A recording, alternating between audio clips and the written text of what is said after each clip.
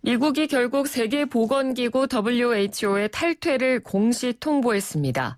도널드 트럼프 대통령이 WHO가 중국 편향적 태도를 보였다는 불만을 제기하면서 탈퇴를 언급한 지 약 40일 만이고요. 미국 정치권과 공중보건 전문가들 즉각 반발하고 나섰습니다. 과연 미국이 정말 WHO에서 탈퇴할 수 있을지, 그리고 정말 탈퇴한다면 WHO엔 어떤 변화가 생기게 될지 전문가와 함께 이야기 나눠보도록 하겠습니다. 인하대학교 국제통상학과 정인교 교수 전화 연결합니다. 교수님 안녕하십니까? 네, 안녕하세요. 정인교입니다. 예. 미국이 지난 6일에 이제 유엔 사무총장에게 공식적으로 WHO 탈퇴서를 제출을 한 건데요. 탈퇴서를 제출을 한다고 해서 바로 탈퇴가 되는 건 아니죠? 그렇습니다. 이제 미국이 유엔 사무총장한테 탈퇴 서류를 제출한 거는 이제 세계보건기구가 유엔 경제사회 이사회의 산하 전문기구 때문에 그런 것이고요. 네. 6일날 이제 통보를 함으로써 탈퇴 의사를 밝힌 사실은 이제 유효하고요. 앞으로 이제 1년 동안 회원국 지위 관련해서 양측 간에 이제 조정해야 될 사항들이 있습니다. 네. 그래서 이런 사항들까지 다 이제는 정리가 되어야지 1년 후에 이제 공식 탈퇴가 확정이 되어집니다. 혹시 예전에도 WHO에 이렇게 가입을 했다가 탈퇴한 나라들의 사례가 있나요? 이제 국제기구에 가입하는 것은 그 자체가 여러 가지 요건을 만족시키고 또 분담금을 내고 이렇게 하는 의무도 있기 때문에 탈퇴하는 그 사례가 거의 없죠. 더군다나 WHO 같은 경우에는 정치기구도 아니고 네. 지금 또 세계보건을 책임지는 기관이고 어느 나라나 감염병 우려를 하기 때문에 탈퇴할 가능성이 없음에도 불구하고 정치적인 이유로 탈퇴가 된 경우는 있습니다. 네. 그게 이제 대만 같은 경우에는 WHO의 회원국이었습니다마는 1971년에 국제사회가 중국을 하나의 중국으로 인정하면서 대만 모든 국제기구에서 대만 대신에 중국으로 그 회원국 지위를 바꿔버렸단 말이죠. 이제 그러면서 이제 그 대만이 원하지 않는 상황에서 탈퇴를 강요당한 셈이죠. 네. 그래서 제가 알기로는 더 있는지 모르겠습니다만 제가 알기로는 자발적으로 탈퇴한 사례는 없는 걸로 압니다. 다만 아마 있다면은 그게 정치적인 이유로 한 대만 사례일 정도일 것이다라는 생각이 듭니다. 예.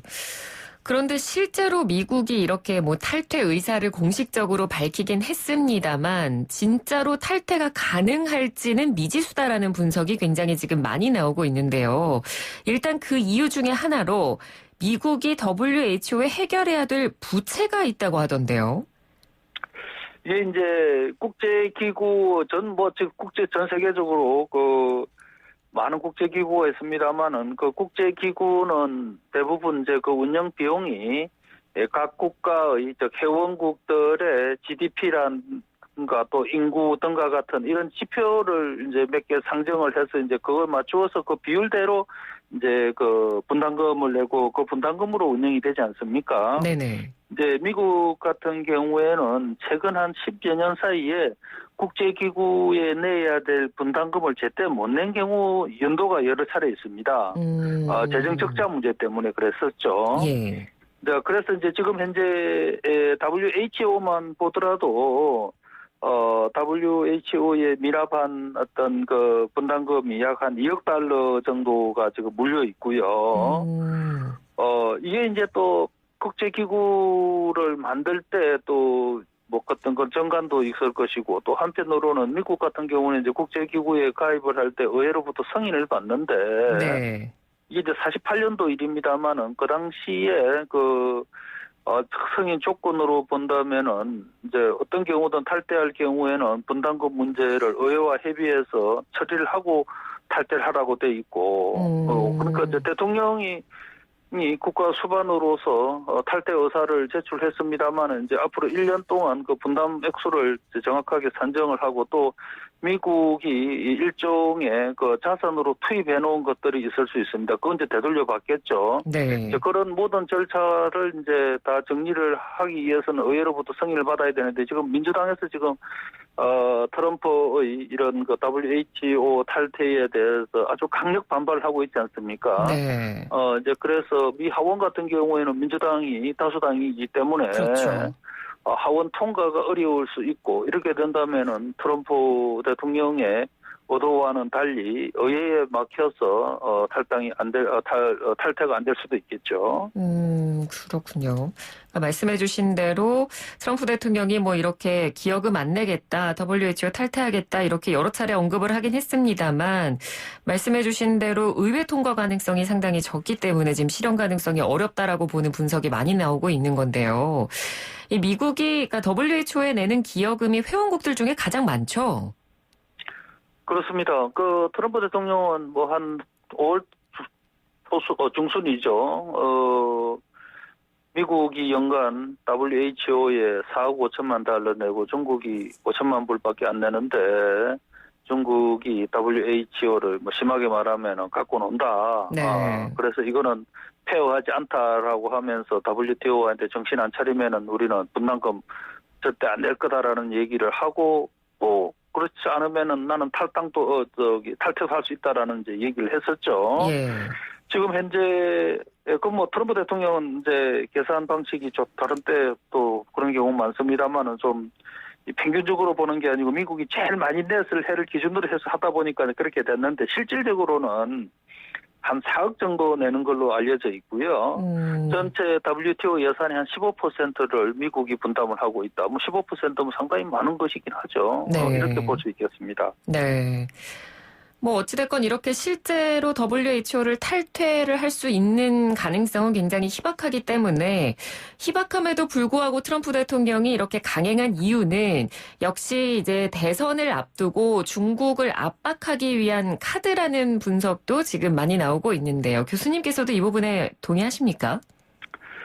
그렇습니다. 저도 이 관련해서 실론을 적은 적도 있고 이건 상당히 저는 꽤 오래전에 이 문제 제기를 해드렸었습니다. 네. WHO가 친중국 성향이 너무 강해서 이게 세계적인 코로나 문제를 등한시하는 측면이 있다라는 문제를 얘기를 했었고요. 또 실제로 또 뭐 그런 행동을 여러 차례 보여가지고 국제적으로 비난을 많이 받은 바 있고. 네. 또 한편으로는 이제 트럼프 대통령 입장에서는 금년 초만 하더라도 11월 때 재선에서 무난히 당선이 될 걸로 생각을 했었는데 이제 코로나 때문에 대선 전망이 상당히 불투명해졌지 않습니까? 네. 이런 측면에서 이제 선거 전략 차원에서 뭐 중국에 대한 코로나 책임론을 내세우면서 역시 WHO도 잘못됐다라는 거를 이제 부각시키기 위한 것이고 이게 또 결과적으로는 중국한테 WHO 관련한 어떤 그런 문제가 중국 체제와도 관련이 되는 걸로 연결을 시킴으로써 전반적으로 본다면은 중국에 대해서 지금까지 취하고 있는 여러 가지 강경 조치의 일부로 WHO 탈퇴 문제를 들고 나왔다고 봅니다. 네. 이제 실현 가능성은 굉장히 희박함에도 불구하고 그래도 뭐 만에 하나라는 경우도 있을 수 있으니까요. 만약에 정말 변수가 생겨서 정말 미국이 WHO를 탈퇴를 하게 된다면 그 WHO 내부적으로 예상해 볼 수 있는 변화들은 어떤 게 있을까요? WHO의 기능과 역할은 뭐 전 인류가 다 인정을 해야 되는 거 아닙니까? 앞으로도 네. 감염병이라든가 이런 또 한 나라가 통제할 수 없는 이런 전염병 문제는 더 심각해질 수 있거든요. 예. 그런 면에서 WHO의 위상이 더 탄탄해져야 되는데 이게 이제 미국과 같은 분담금도 뭐 한 15%, 많게는 20몇 %까지 분담하는 이런 나라가 빠진다는 것은 분명 WHO의 위상 약화가 불가피할 것이고요. 예. 또 한편으로는 뭐 트럼프 대통령이 WHO 탈퇴를 끄집어낸 것은 상당히 그 정치적인 동기가 작용을 많이 한 거 아니겠습니까? 맞습니다. 그래서 자국의 어떤 정치적 이해에 따라서 이런 국제기구를 탈퇴를 한다라는 것은 바로 이게 지금 현재 전 세계 국제 질서라는 게 국제기구라든가 국제협약을 중심으로 해서 이루어지고 있는데 이 국제 질서의 위기로도 이어질 수 있다라는 생각이 들고요. 네. 미국이 WHO에 탈퇴함으로써 미국한테도 손해겠지만 이거는 이제 전 세계적으로도 손실이 발생할 수 있는 부분이다라는 거를 우리가 이제 알아야 될 것 같고 그런 면에서 미국 내에서도 트럼프 대통령이 이번에 한 것은 이것은 완전 자살적 행위다. 또는 이건 또 자기 파괴적인 행동으로 이렇게 미 의원들이 특히 뭐 민주당 쪽에서 비판을 많이 하고 있고 이게 이제 정치 문제가 될 거기 때문에 말씀하신 것처럼 미국 탈퇴가 대통령 의도대로 안 될 가능성이 있겠습니다만은 또 혹시라도 될 가능성도 있기 때문에 여기에 대해서 뭐 우리나라도 좀 어떤 입장을 발표를 해야 되지 않나 싶습니다. 네.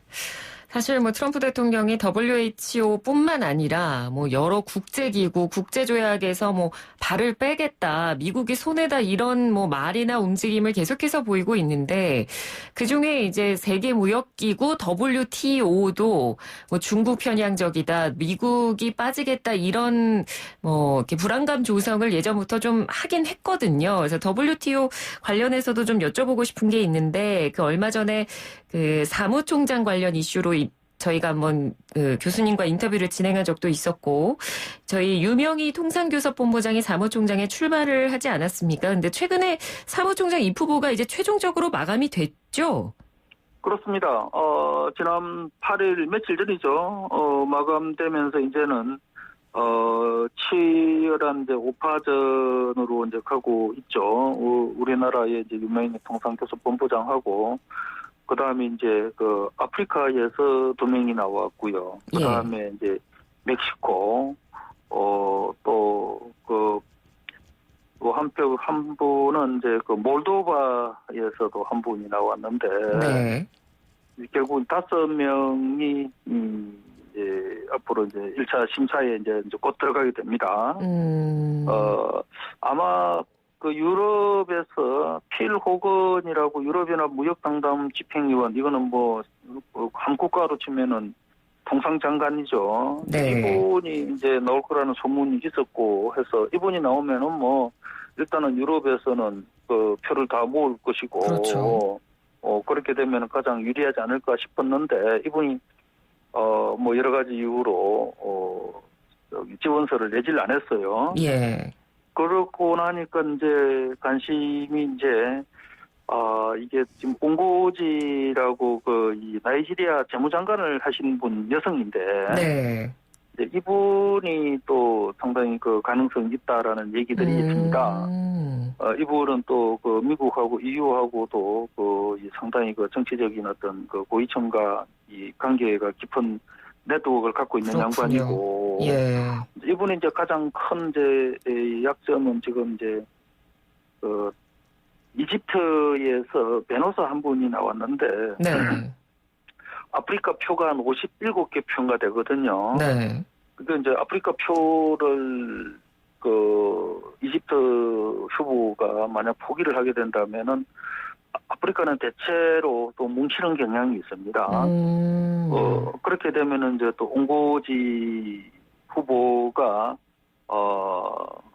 상당히 유리해질 수 있는 이제 그런 변수가 있을 것 같습니다. 네.